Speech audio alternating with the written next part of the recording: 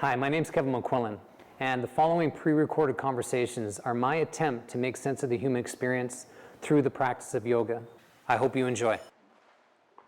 Warm morning to you. For those in the teacher training, can you imagine it's day 5?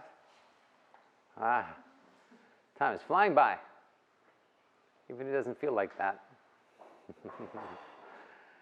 Day 5, what day it will be. The theme of today is choose what is. Choose what is. Interesting theme, isn't it? The ability to choose what is. It's a very difficult endeavor to choose what is. And you can consider that we're rarely with anything as it is. You want an example of that? Look at yourself.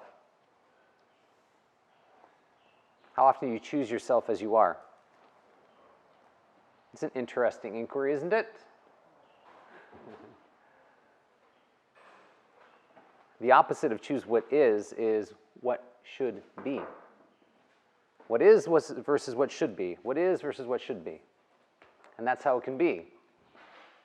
In this dance of yes, things are occurring, life is happening, and I have a choice to choose it as it is, or will I choose it as it should be?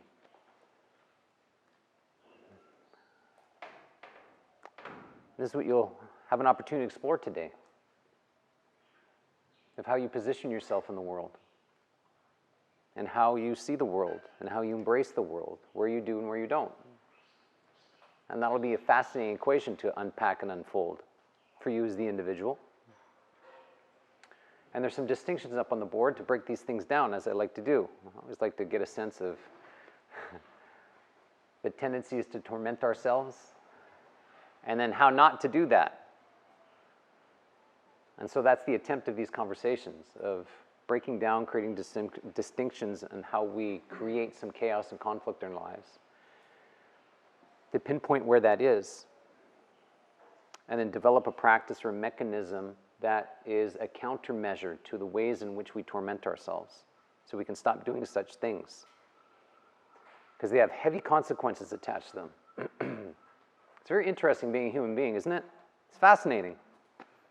What's so fascinating is we don't get away with much. Maybe nothing. You could argue that. But everything we do, there's consequences attached to it, whether we like them or not. It's very, very difficult to get away with anything. Reality has a way of revisiting us and saying, hey, remember that thing you missed or turned away from? Well, I'm back. Let me poke you a bit. Let me teach you the lesson that you didn't learn last time. And we know what that feels like. Absolutely. Reality is attempting to teach us lessons we need to know and learn. That's what's so fascinating about being a human being, and why life can be so challenging if we choose not to be the student. Nope, I don't want to learn. And so up on the board, what should be? The attempt to bend reality.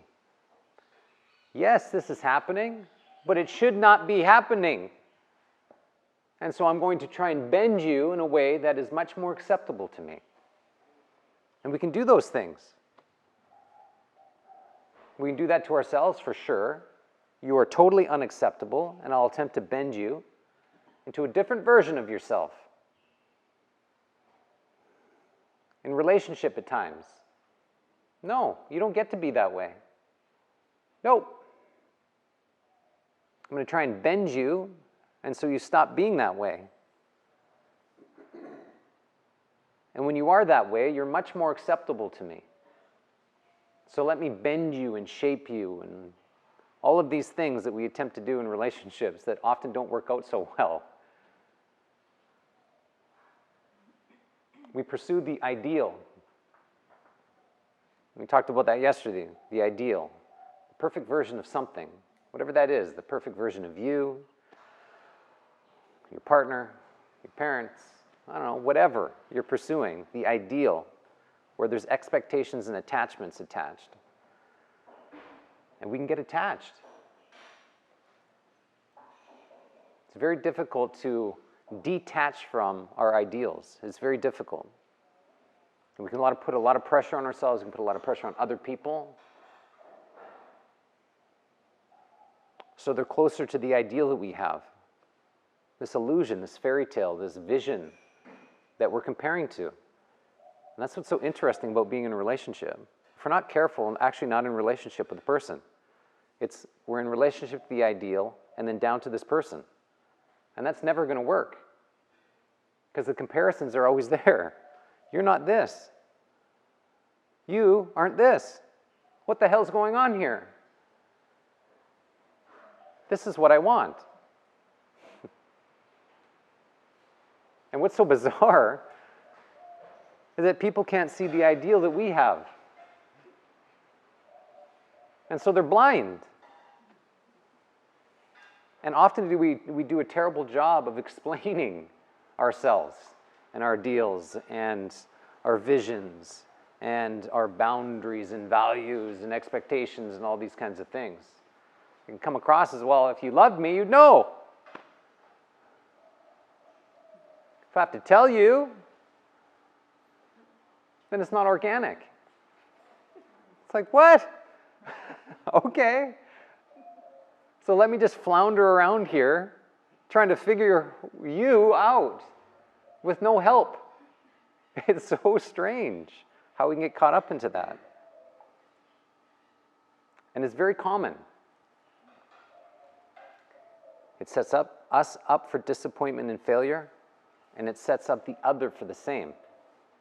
That's why we can be so disappointed and perpetually disappointed in life, because we're pursuing something that's not real.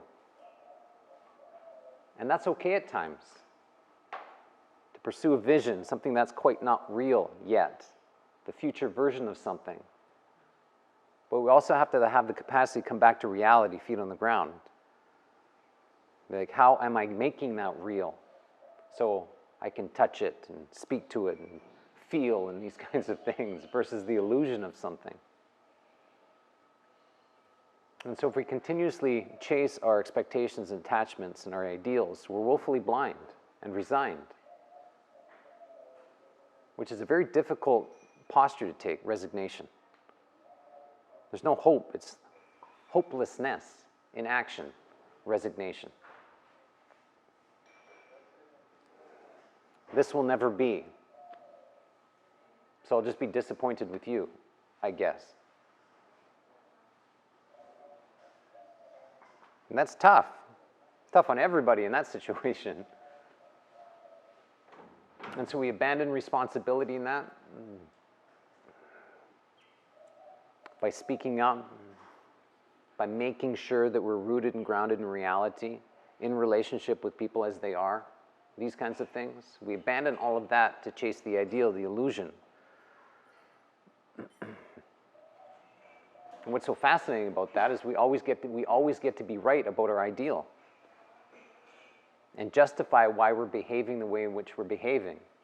If you were closer to my ideal, then I wouldn't have to act like this. So it's not me, it's actually you. And if you just bend yourself, Ashley, just bend yourself, contort yourself into the vision and version I have of you, you'd be better off because you'd be different. And I'd be better off because I'd like you.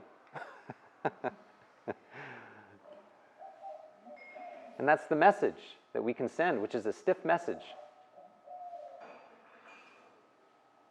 And it's weak thinking. Weak thinking keeps us weak. That's the tendency. And it's full of falsehoods. It's not real. We can be unreal.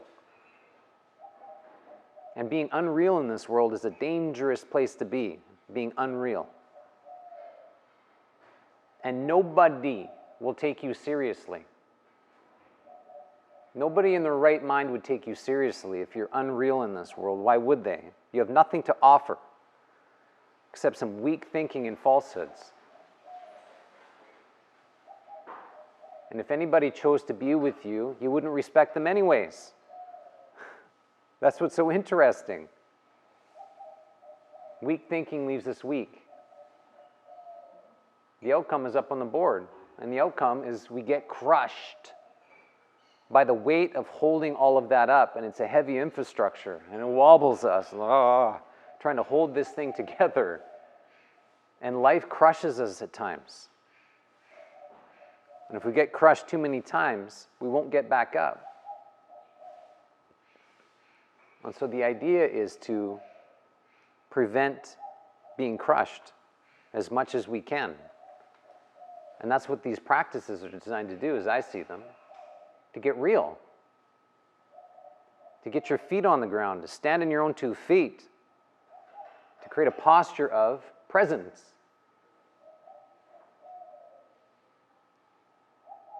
And to choose things as they are, even if we don't want to. That's what's so difficult. It can be, this isn't happening. No, this isn't happening. This is not happening. That's how it can be.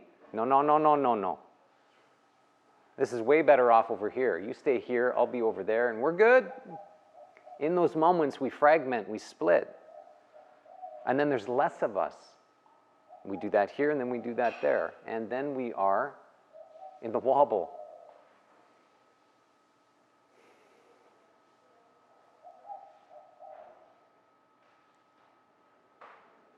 In the consideration through last night's conversation, you can see how difficult it has been for you to choose yourself as you are. You actually haven't been doing that. If last night's conversation was a new conversation in some ways and putting yourself together through that lens that we explored last night, you haven't really been choosing yourself to date. It's been the opposite. You shouldn't be this way. You shouldn't be this way. You shouldn't look this way. You shouldn't feel this way. You shouldn't behave this way. You shouldn't be this way. That's the message that we can send ourselves. You should be different than who you are. And you can see that. Those in the teacher training, you started to put that together last night in your life. It's like, wow, that's intense. If I feel that I am unlovable, best I be lovable. If I feel that I'm not enough, best I be enough. I will not choose that. I will choose this. And many of our strengths are attached to that choice. Attempting to prove and perform in a way that demonstrates we're not that. We're actually this. And so see me as this. Don't see me as that. And the level of manipulation in that practice is intense. We refuse to be with ourselves, and we do not allow others to be with us fully, is the tendency. You get to be with me here, but definitely not there. Yes, no, okay, This is the game we can play. It takes a lot of energy. I'll give you an example. My relationship to touch has been that game playing in my life. Touch for me has been very, very challenging, physical touch, and it's been elusive. And it's been so elusive, I've been elusive. And that was my experience when it came to physical touch. If I engaged, if I initiated it, then fine. But if somebody was initiating touch with me, it's like, whoa. This is not right. You're not safe. And stop this as quickly as possible. And the level of control I had, because I had so much attention on that. And the arm's length away. And that posture had some heavy consequences attached to it. Because what ended up happening is I was out of touch. Not only was I desensitized, I was out of touch.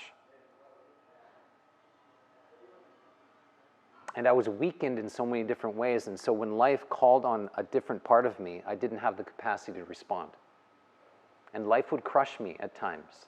And I've dealt with some heavy consequences in my life based on my posture and the way in which I was moving in the world.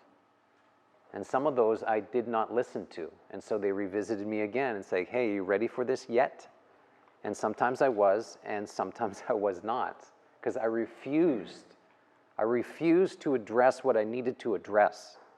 I chose to be willfully blind. No, I refuse you, I will not. And in that lives suffering.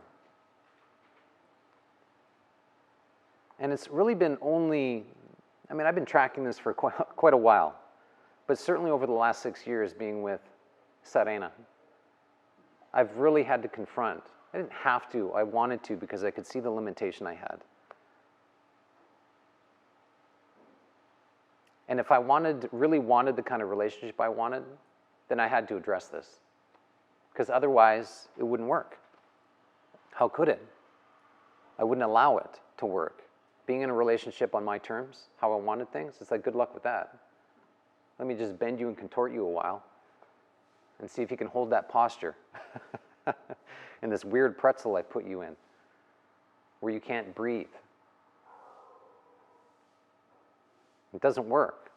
And it's a tremendous amount of responsibility to put on somebody else to keep me feeling safe, where I'd never feel safe.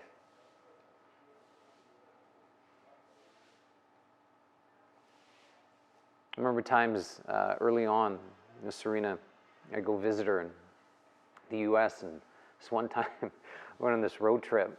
I don't even know the hell where we were. It's like this, I think I blacked out multiple times. I don't know. We were driving through the desert, I think. And it was so interesting because it was so like isolating. And Serena was driving, totally in control. I was in the passenger seat and driving. And it was like, felt like we're the only ones on the road, and I think probably we were. And she has this way of asking so many questions. And I think about physical touch, but just being in touch with somebody. Because my tendency is to be very private and not share myself. And I practiced that for a long time. I think I've mentioned this. It's like telling the truth was not safe. It's like, nope, I don't do that. And so this one, in a car, alone, driving through the desert, in the passenger seat, strapped in, I'm trapped. And she's asking me these questions, and all these questions. She's trying to get to know you. Yeah. And I'm like, I'm in a death trap. It's like literally the highway to hell. And this is so fascinating to look at. It wasn't funny in the moment, I can assure you. Yeah, so here we are attempting to get to know each other, and I'd be like looking over, and it's like,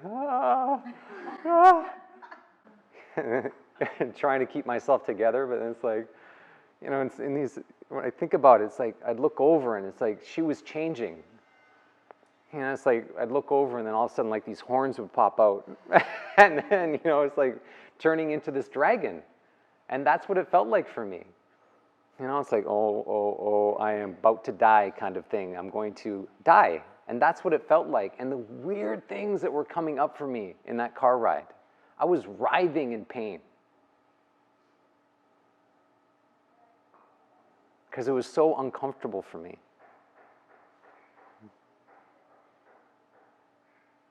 And having these visions of like, yep, you should get out of here as quickly as possible.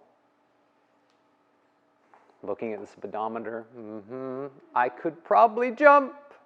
I could. I don't know if I'd survive, but it's worth the risk. And this is where my mind was going. Very strange. But that's the level of threat that she was for me in those moments. And the realization of how out of touch I was to see this as such a threat, simply through questions. It's like, wow.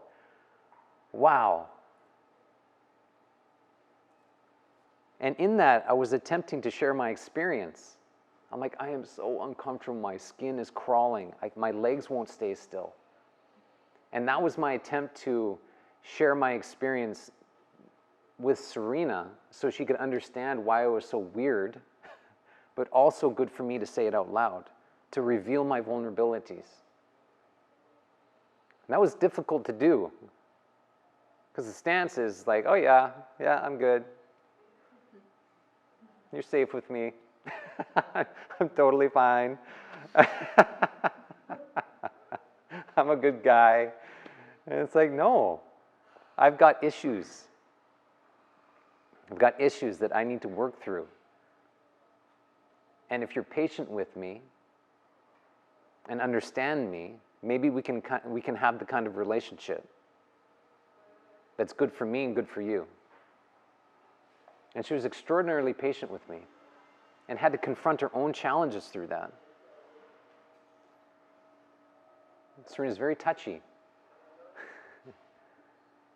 and talky. Two things that I was not. And it's like perfect, right? It's like, okay, I could wreck all of this, or I could use this as an opportunity to learn and to develop myself through this relationship.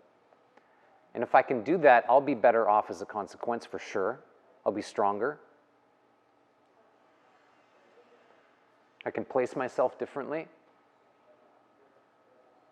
I can use this relationship as a way to actually notice myself improve around sharing myself and in touch and sensitizing myself. I can see myself, the incremental steps through this relationship. And so this relationship has given me a lot.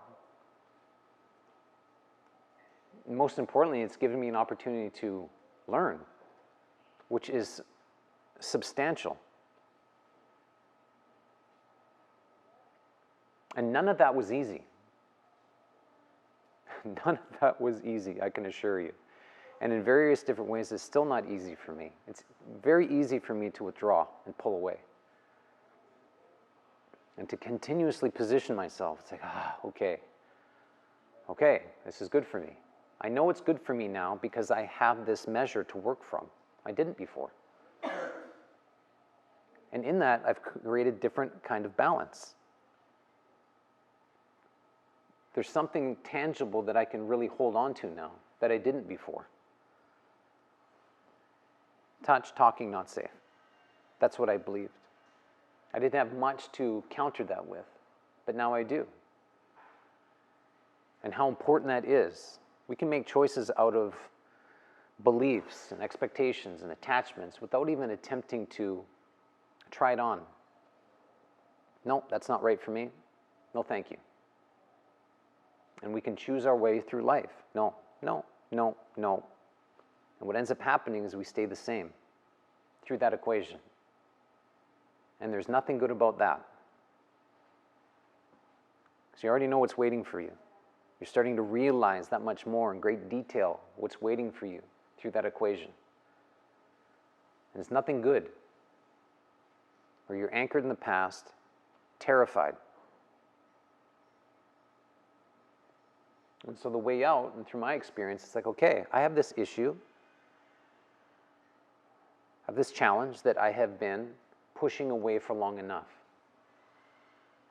And I need to accept this thing now. I will choose you as you are. You as you are, with all of your limitations and stupidity and flaws, and work with you as you are, starting point. Yes, yes, I can improve this over some time. I needed to tell the truth and embrace my responsibility. That was my attempt in the car. I need to say these things out loud so you can understand why I am writhing over here. I need to tell on myself and keep telling on myself so people can understand what's happening here in my space. And so I can influence how they see me. I'm not in the trap of you just telling me who I am. And I see this as an ethical obligation. An ethical obligation that I have, and certainly you have, to pick up your lessons, to pick them up, to go where you don't want to go. It sounds exhausting, and it is. However, what's in that amazing journey is more of what you want. There's learning and profundity, and the outcome is maturation. You grow up. It never ends. That's how it seems to me. the opportunity to grow up and pick up our lessons and do these kinds of things. And it's better that we do that with other people than attempt to do it on our own. That's one of the great benefits of being in community and having the capacity to be in relationship. Making change on our own is very difficult, and that's why we choose not to do it. In addition to that, the consideration is that change is a threat. It's a threat. It's a representation of failure.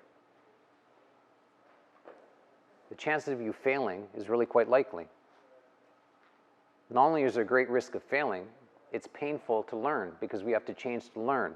And you're starting to see what you have to pick up to change. It's no simple thing. It's like, yeah, I'm going to learn how to cook. It's like, okay, good for you. But wait until you see what you have to overcome for that to occur. It's your entire life. And what's attached to that is intense.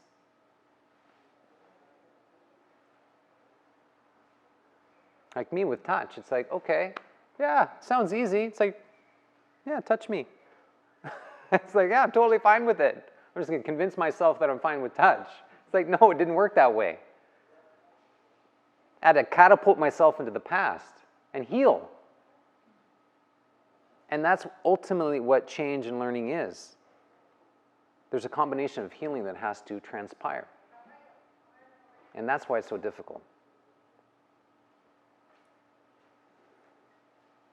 I had to heal wee little Kevin inside, is one way of looking at it. This little bowl cut and bow tie. To go in there and pet him and encourage him and say, yes, you are safe. And to convince myself that I was safe with people. That I had the capacity to respond in these experiences. And so these simple changes that we think we can make, they're not so simple, they're deeply complex. And that's okay. If you hold it that way. You commit to this thing, it's going to take some time. The opposite is, I want to change now. Give me something. Give me the quick fix.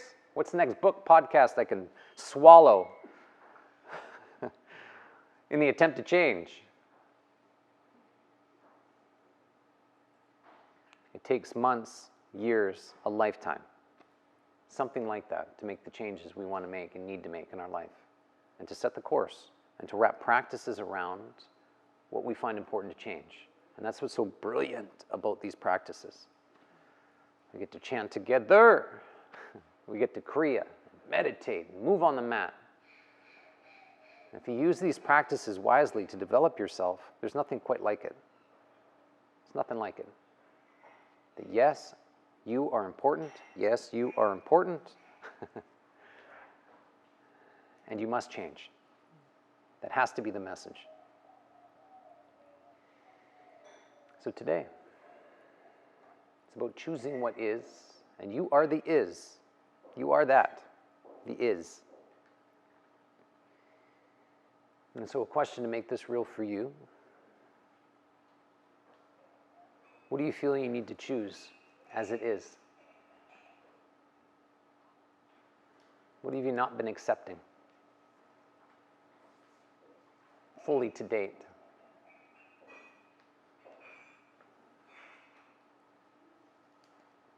Anybody have an answer to that? What do you feel you need to choose as it is? Accept something as it is. My kids. Kids. Very good. Thank you for that. Anybody else have an answer out there? My limitations. Your limitations. Capacity for growth. Okay. Limitations, capacity to growth. Very good. Thank you for that. Yes. Mm-hmm. Yeah. Choosing the unknown around your career right now. Yeah, great. Which could give you some space, less pressure. You need to figure it out right now. It's like, okay. Very good. Thanks for that. Anybody else? What do you feel you need to choose, could choose? Such a big question. Okay. The idea is to choose something. That is a good idea. Unwind what you have to unwind to make the space, to hold this thing. And that's the attempt. create the space and to hold on to this thing as long as you can hold on to it. And don't let it go. Use it as a tool, an opportunity to grow, and that's what the attempt is today. So let it be that for you. A great pleasure. Thanks for being here. We're going to catapult ourselves into the practices. Mat time. See you then, everybody.